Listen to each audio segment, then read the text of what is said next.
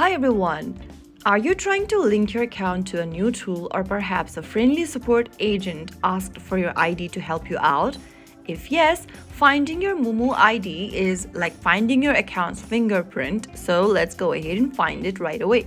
First of all, launch open the Moomoo app on your phone and log into your account.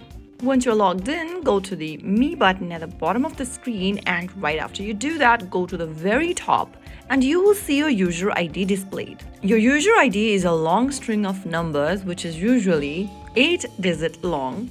Go ahead and write it down in a piece of a paper or paste it somewhere safe. You can also copy your user ID by long pressing on it and clicking on copy and paste it somewhere safe where no one will be able to access them.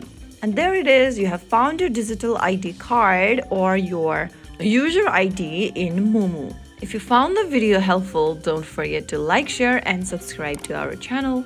I will be back again in the next video. Stay tuned till then.